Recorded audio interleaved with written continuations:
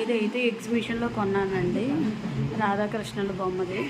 నాకైతే చాలా బాగా నచ్చింది. 250 ఎంతో పడింది.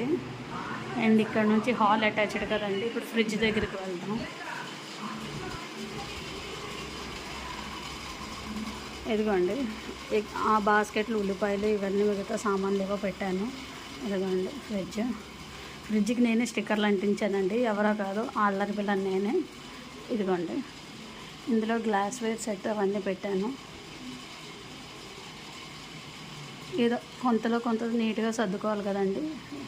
ఒకవేళ చెత్తగా ఉంటే నేనే సర్దేసుకుంటానండి, అలాంటి ప్రాబ్లం అయితే ఏం లేదు.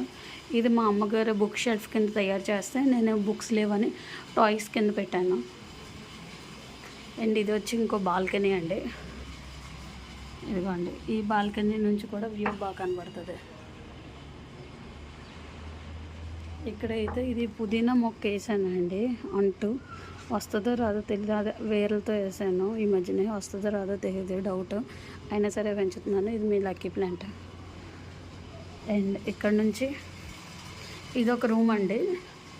ఏమైనా బట్టలు ఏమైనా ఉతికేసి ఆరేయాలంటే ఇది వేస్తాం. ఇది ఎవరం వాడట్లేదని ఇలా ఆరేసుకొని ఉంచాను. అండ్ ఇది వచ్చి షింక్ దగ్గర బట్టలు పెట్టుకుంటాను. ఇంకా వాటికి కావాల్సిన హార్పిక్స్ ఏమైనా ఉంటే బాత్రూమ్ క్లీనింగ్కి ఇది ఒక బాత్రూమ్ అండి. ఇది నా కిచెన్ అండి. ఇందాకే నీట్గా ఆర్గనైజ్ చేసుకున్నాను. ఒక అక్క ఎవరో చెప్పారండి, కిచెన్లోని ముగ్గులు వేసి వండుకోవాలి అని. అందుకని నేను ముగ్గులు వేసాను. యాక్చువల్గా ఈ పద్ధతి ఉందో లేదో నాకు తెలీదు, నేను వేసాను. ఒకవేళ తప్పు అయితే నాకు చెప్పండి. ఇదిగోండి, స్టవ్ మీద కూడా వేసాను చిన్నది, కానీ కనబడుతుందో లేదో మనకు తెలియట్లేదు. ఇదిగోండి,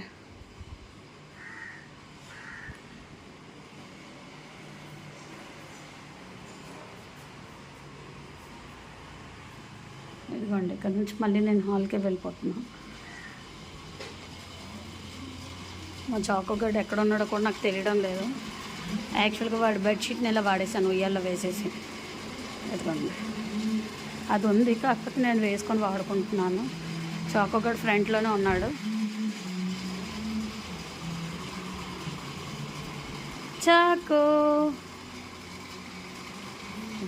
ఎలా ఉన్నాడో చూడండి. మీకు కానీ వీడియో నచ్చినట్లయితే please like and subscribe. Bye.